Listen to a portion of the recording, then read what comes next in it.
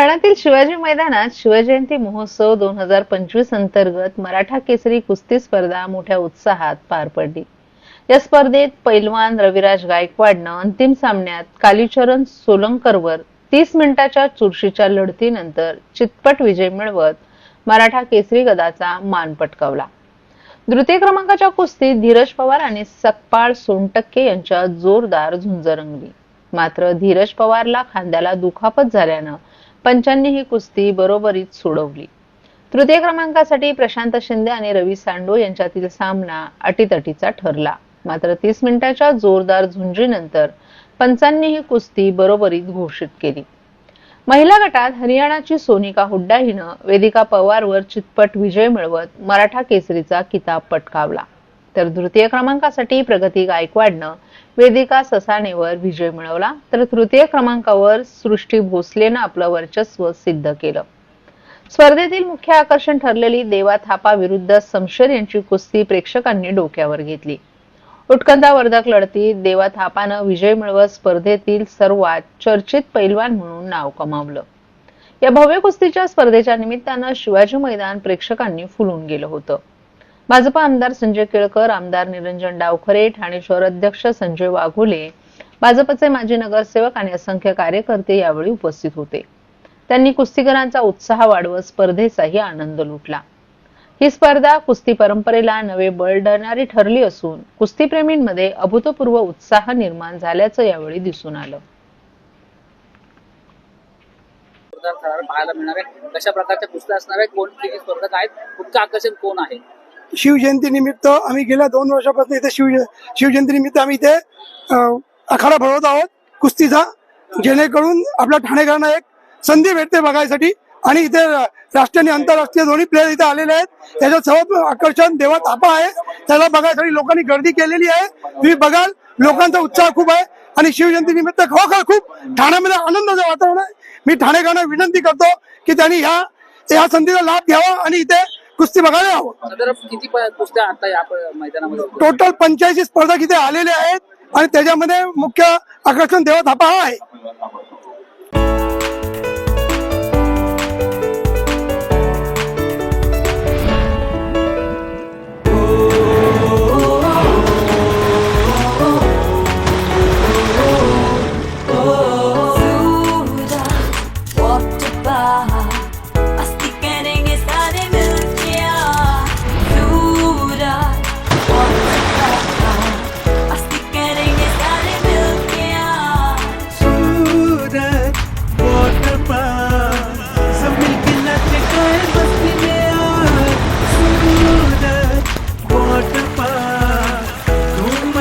सब मिलके आज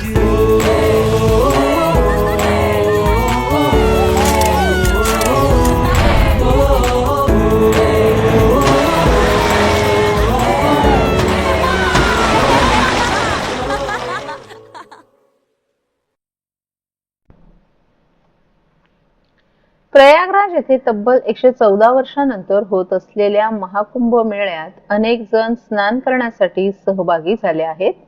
त्यापैकी कोणी वैयक्तिक पापक्षालनासाठी तर कोणी आपल्या मातापित्यांना घेऊन कुंभ स्नान करत आहेत। परंतु संग्राम फाउंडेशन आणि जय हिंद अभियानाचे पदाधिकारी मात्र देशाच्या स्वातंत्र्यासाठी आपलं सर्वोच्च बलिदान देणाऱ्या ज्ञात अज्ञात हुतात्म्यांना कुंभ स्नानाचं पुण्य मिळवून देण्याकरिता या कुंभ मेळ्यात सहभागी होणार आहेत। या संदर्भात पत्रकारांशी संवाद साधताना संग्राम फाउंडेशनचे अध्यक्ष आणि जय हिंद अभियानाचे संचालक गोपाल सिंग यांनी 27 फेब्रुवारी रोजी क्रांतीवीर चंद्रशेखर आझाद यांनी देशाच्या स्वातंत्र्यासाठी हुतात्म्य पत्करलं असून चंद्रशेखर आझाद यांच्यावर ज्या ठिकाणी कमला नेहरू यांनी अंत्यसंस्कार केले त्या ठिकाणी जय हिंद अभियानाचे सल्लागार आणि ज्येष्ठ अभिनेते मुकेश खन्ना यांच्या हस्ते वृक्षारोपण करण्यात येईल असं सांगितलं। यावेळी चंद्रशेखर आझाद पुरस्कारानं काही नामवंतांना गौरवण्यात येणार आहे। चंद्रशेखर आझाद यांच्या वंशात आता कोणीच राहिले नसल्यामुळे चंद्रशेखर आझाद यांना महाकुंभ स्नानाचं पुण्य मिळावं म्हणून आम्ही चंद्रशेखर आझाद यांची प्रतिमा असलेले फलक घेऊन त्रिवेणी संगमात स्नान करणार आहोत। यावेळी ज्ञात अज्ञात हुतात्म्यांची नावं ही घेतली जाणार असल्याचं त्यांनी सांगितलं। जय हिंद अभियानाचे सचिव दीपक कुमार त्रिपाठी यांनी या अभियानाच्या माध्यमातून हुतात्म्यांना योग्य तो मानसन्मान मिळवून देण्याकरिता प्रयत्न करत असल्याचं सांगितलं. चंद्रशेखर आझाद आणि इतर हुतात्म्यांना भारतरत्न किताबानं सन्मानित करावं याकरिता शासन दरबारी आम्ही प्रयत्न करत आहोत. याशिवाय पुढच्या पिढीला या हुतात्म्यांची ओळख राहावी म्हणून महामार्ग किंवा इतर शासकीय आस्थापनांना त्यांची नावं देण्यात यावीत अशी मागणी असल्याचंही सांगितलं. 7-8 साल पहले हम लोगों ने ये प्रयास किया था कि जो भी स्वतंत्रता सेनानी थे हमारे, इस समय उनकी क्या स्थिति है या उनके घर वालों की क्या स्थिति है या सरकारी दस्तावेजों में वो क्या स्थान रखते हैं, तो सारा कुछ पता करने दौड़ भाग करने के बाद जितना स्वतंत्रता सेनानियों के घर तक हम जा सकते थे, वहाँ तक जाने के बाद हमें ये पता चला कि उनमें से लगभग सभी ऐसे फ्रीडम फाइटर जिन्हें फांसी हुई है या अंग्रेज़ों के द्वारा वो शहीद किए गए हैं, उन्हें शहीद का दर्जा नहीं मिला हुआ है. ना उनमें से किसी को भारत रत्न मिलता है, ना उनमें से किसी को भी पद्म भूषण, पद्म विभूषण या बहुत सारी योजनाएं बनती हैं उनके नाम पे. ना तो बहुत विशेष कोई रेलवे स्टेशन या एयरपोर्ट ऐसी चीज़ें भी नहीं मिलती, यूनिवर्सिटीज़ नहीं मिलती. तो हमको लगा ये प्रयास करना चाहिए क्योंकि इतिहास उन्हीं को याद रखेगा जो कहीं ना कहीं लिखित रूप में शामिल होंगे. तो हमारा प्रयास यही है कि सरकार के किसी भी दस्तावेज में इन्हें लिखित तौर पे सम्मान दे दिया जाए. मौखिक सम्मान तो है ही. हम लोग ये मानते हैं कि भगत सिंह हो, राजगुरु जी हो, सुखदेव जी हों, शहीद चंद्रशेखर आज़ाद हों, ये लोग भारत रत्न या पद्म भूषण से बहुत बड़े हैं, इनका कद बहुत ऊंचा है. सवाल ये उठता है कि क्या 500 साल के बाद वाली पीढ़ी को भी इनके संघर्ष के बारे में पता होगा. तो हम ये प्रयास कर रहे हैं, अगर कहीं लिखित होगा तो पता तब भी चलेगा. यही उद्देश्य है जय हिंद अभियान का.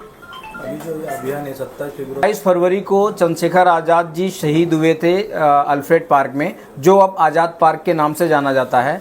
तो 27 फरवरी को हम लोग हर वर्ष कुछ न कुछ अभियान का हमारा ये मुख्य तारीख बन चुका है. तो हम जब जाएंगे 27 तारीख को तो आज़ाद जी के नाम पे वृक्षारोपण करेंगे, उनके नाम पे हम कुंभ स्नान करेंगे, उनकी प्रतिमा पे माल्यार्पण करेंगे, वहाँ पे भी पत्रकारों से बात करके उनके बारे में जागरूकता फैलाएंगे, अभियान की क्या मांगे हैं वो बताएंगे और कुछ विशेष लोगों को आज़ाद सम्मान से सम्मानित करेंगे. बेसुमार पाणी वापरावर लगाम बसावा आणि वापराप्रमाणेच देयकाची आकारणी व्हावी या उद्देशातून ठाणे महापालिका प्रशासनानं शहरातील नळ जोडण्यांवर बसवलेली जलमापकं चोरून नेण्याचे प्रकार सुरू असल्याची माहिती पुढे आली आहे. गेल्या 7 वर्षांमध्ये 3155 जलमापकांची चोरी झाली असून या चोरट्यांमुळे नवीन जलमापकांसाठी पैसे भरावे लागत असल्यानं नागरिक मात्र हैराण झालेत. तसंच या चोरांमुळे पालिकेची डोकेदुखी वाढत असल्याचंही चित्र आहे. ठाणे महानगरपालिका क्षेत्रात दररोज 585 दशलक्ष लिटर इतका पाणी पुरवठा होतो. नळ जोडणी धारकांकडून ठराविक रक्कम देयकापोटी घेण्यात येत होती. यामुळे काही नागरिक पाण्याचा बेसुमार वापर करताना दिसून येत होते. अनेक ठिकाणी रस्ते आणि वाहनं धुण्यासाठी नागरिक पाण्याचा वापर करत होते.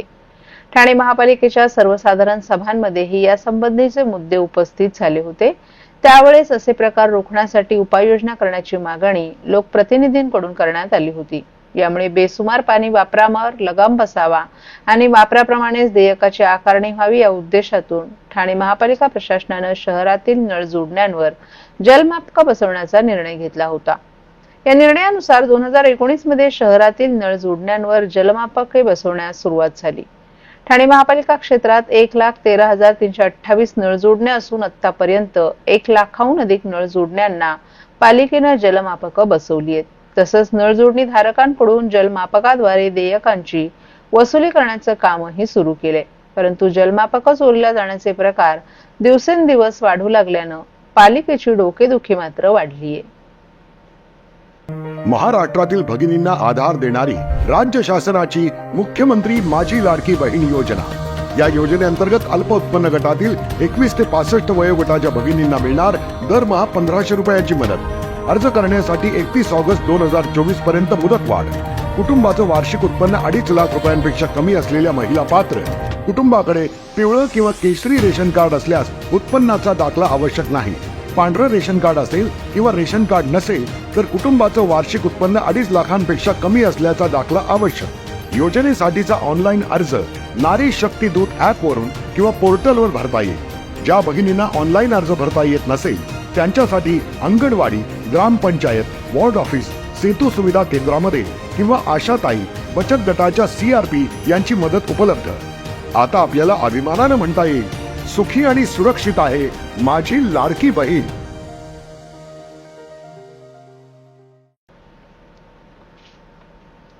राज्यातील पोलीस दलासाठी सर्वात मोठी स्पर्धा असलेल्या महाराष्ट्र पोलीस क्रीडा स्पर्धा 12 वर्षांनंतर पुन्हा एकदा ठाणे शहरात आयोजित केल्या जाणार आहेत. या स्पर्धेत राज्यभरातील सुमारे 3,500 पोलीस अधिकारी आणि कर्मचारी सहभाग घेणार आहेत. हॉकी, फुटबॉल, धावणे, जलतरण, बॉक्सिंग यांसारख्या 18 स्पर्धा ठाण्यात भरवल्या जाणार आहेत. 22 फेब्रुवारी ते 1 मार्च या कालावधीत या स्पर्धा होणार असून या स्पर्धेचं उद्घाटन 27 फेब्रुवारी रोजी मुख्यमंत्री देवेंद्र फडणवीस किंवा उपमुख्यमंत्री एकनाथ शिंदे यांच्या हस्ते होण्याची शक्यता आहे. राज्यातील पोलीस दलात अनेक पोलीस अधिकारी आणि कर्मचारी खेळाडू आरक्षणातून भरती होतात, तर काही पोलीस अधिकाऱ्यांना खेळाची आवड असते. राज्यातील सर्व पोलीस दलातील अधिकारी आणि कर्मचाऱ्यांची महाराष्ट्र पोलीस क्रीडा स्पर्धा आयोजित केली जाते.